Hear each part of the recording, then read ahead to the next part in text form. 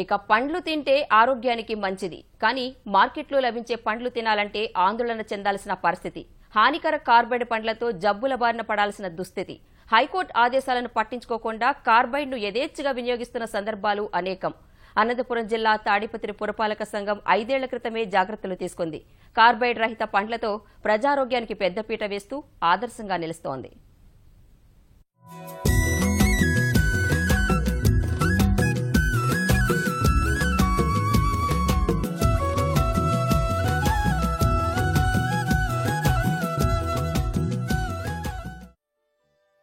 పరిశుభ్రతకు, పచ్చదనానికి, ప్లాస్టిక్ రహిత విధానాలకు నిలయం అనంతపురం జిల్లా తాడిపత్రి.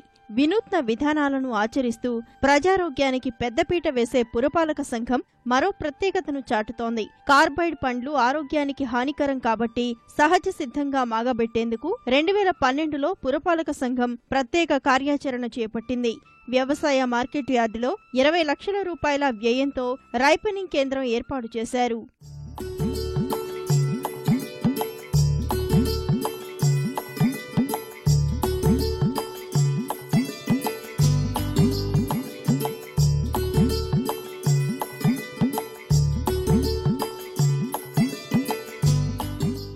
రైపనింగ్ కేంద్రంలో 3 ఛాంబర్లను పురపాలక సంఘంతో పాటు ప్రైవేటు వ్యాపారులు నిర్వహిస్తున్నారు. ఇథలిన్ గ్యాస్తో పక్వానికొచ్చిన కాయలను చల్లబరిచి మాగబెడతారు. సహజ పద్ధతిలో లేదంటే రైపనింగ్ ద్వారా మాత్రమే పండ్లు మాగబెట్టాలని అధికారులు స్పష్టం చేశారు. ఎవరైనా కార్బైడ్తో మాగబెట్టిన పండ్లు విక్రయిస్తే అధికారులు కఠినంగా వ్యవహరిస్తున్నారు. కార్బైడ్ పండ్లను స్వాధీనం చేసుకుని వాటిని రోడ్డుపై వేసి వాహనాలతో తొక్కిస్తున్నారు.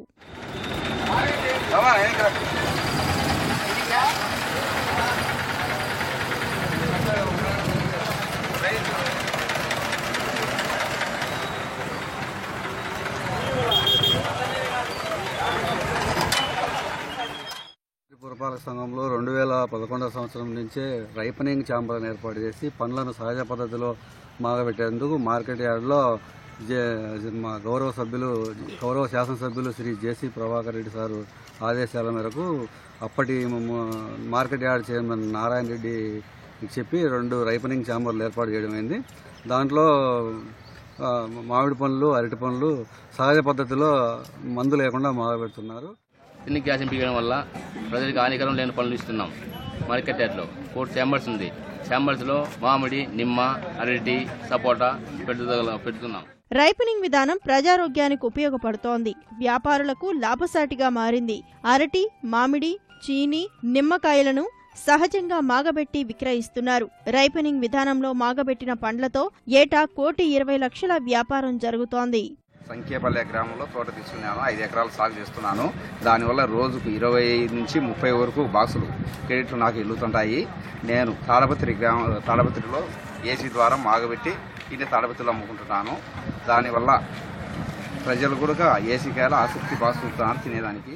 ప్రతి విలేజ్ నుంచి పండించిన మామిడి పండ్లు కానీ అరటి పండ్లను కానీ తీసుకొని వచ్చి ఈ రైపనింగ్ ఛాంబర్లో ఉంచుకొని ఇథలిన్ ద్వారా వాళ్ళు రైపనింగ్ ఛాంబర్లో మాగబెట్టిన తర్వాత 3 రోజులు తీసిన తర్వాత ఒక కార్బైడ్ రహితంగా ఇక్కడ ముందు నుంచి తయారు చేయడం జరుగుతూ ఉంది.